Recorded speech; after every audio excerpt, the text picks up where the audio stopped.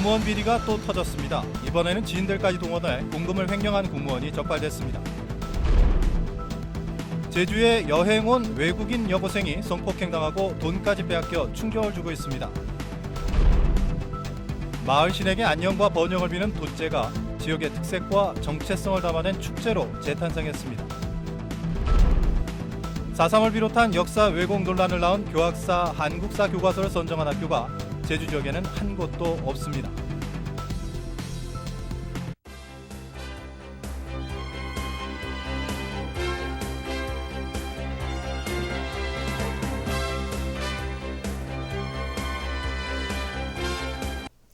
시청자 여러분 안녕하십니까? 뉴스데스크 제주입니다.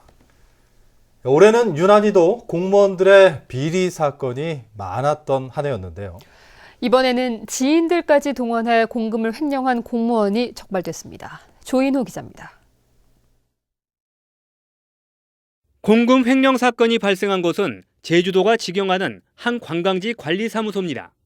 7급 공무원 A씨는 이곳에 근무하던 지난 2011년 인건비와 물품 구입비 2,400만 원을 횡령한 혐의를 받고 있습니다.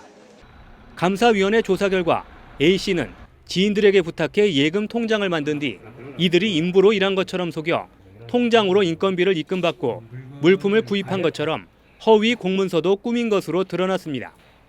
다른 공무원들이 개입되는지 여부와 또 통장을 만들어준 민간인들이 개입되는지 여부를 좀 더 정확히 파악하기 위해 가지고 경찰에 수사 의뢰하게 되었습니다. 최근 제주도청 여성 공무원도 1억 7천만 원을 횡령해 1심에서 징역형이 선고됐고 제주시청 기능직 공무원도 800여만 원을 횡령한 혐의로 기소됐습니다. 이에 따라 이들은 물론 관리 감독 책임이 있는 상급자들도 징계를 피하기 어렵게 됐습니다. 근본적으로 도정 책임자들이 청렴에 대한 인식 부족과 함께 거기에 따르는 분명한 제도적 장치들이 마련되지 않았다 이렇게 보여집니다. 올해 제주 지역에서 횡령과 음주운전, 폭행 등 비위 행위를 저지른 공무원은 50명으로 지난해보다 70%나 늘었습니다. 감사위원회는 공무원들의 금품이나 향응 수수를 신고할 경우 수수액의 10배, 최고 5천만 원까지 보상금을 지급한다며 도민들의 적극적인 신고를 당부했습니다. MBC 뉴스 조인호입니다. 혼자 여행 온 외국인 여고생이 성폭행을 당하고 금품을 빼앗기는 사건이 발생했습니다. 국제적인 관광지 제주의 명성에 찬물을 끼얹지 않을까 우려됩니다. 이소현 기자입니다. 혼자 숙소를 찾던 외국인 여고생에게 한 남성이 길 안내를 해주겠다며 같이 걸어갑니다. 그러나 20여 분 뒤 호의를 베풀던 남성은 갑자기 강도로 돌변해 여고생을 골목으로 끌고 가 현금 등 90만 원어치의 금품을 빼앗았습니다. 칼도 꺼내 들고 있었고 그리고 남자가 양손을 다 잡았어요. 그때는 또 이제 도움을 요청하려고 했는데 그 주위에 사람이 하나도 없었대요. 범인은 범행 장소에서 500m 떨어진 공사 현장으로 다시 끌고 가 여고생에게 몹쓸 짓을 하고 달아났습니다. 가까스로 숙소를 찾은 외국인 여고생은 숙소 주인의 도움으로 경찰에 피해 사실을 신고했고 경찰은 사흘 만에 유력한 용의자인 34살 이모 씨를 붙잡았습니다. 피해 여성이 용의자의 인상착의를 정확히 기억하고 있었고 범행 장소 인근에 설치됐던 CCTV 화면이 결정적 단서가 됐습니다. 같이 놀려고 했을 뿐이에요. 죄송합니다. 경찰은 이 씨에 대해 구속영장을 신청하는 한편 여죄가 더 있을 것으로 보고 수사를 하고 있습니다. MBC 뉴스 이소연입니다. 4.3 왜곡 논란을 낳은 교학사 한국사 교과서를 선정한 학교가 제주 지역에는 없는 것으로 확인되었습니다.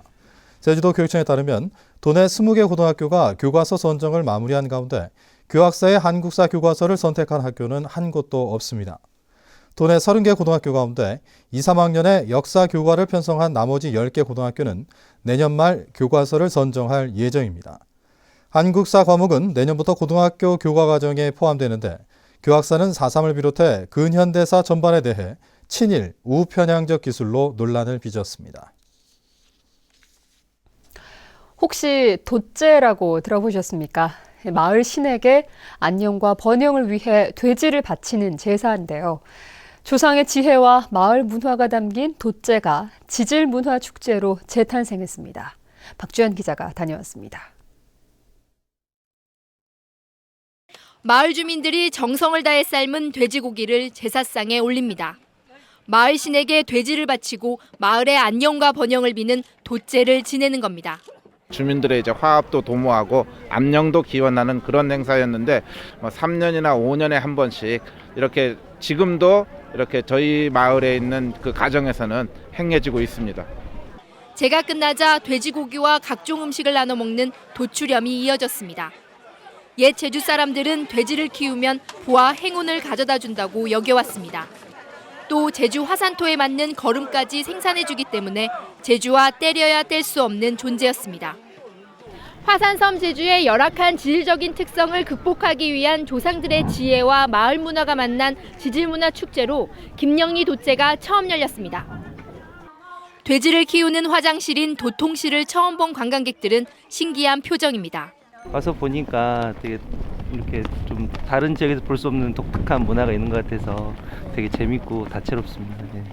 이번 행사는 주민들이 직접 주도해 지역의 특색과 정체성을 잘 담아내 주목받고 있습니다. 지질 관광과 연계해서 축제 상품이라든가 이런 부분이 제주의 독특한 지질 문화를 연계를 해서 이게 관광 상품으로 발전할 수 있게끔 그렇게 추진을 하고 있습니다.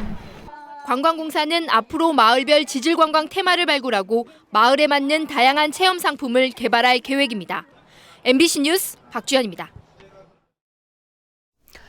새해 첫 해맞이 축제인 제21회 성산일출축제가 오늘 사흘간의 일정으로 개막됐습니다.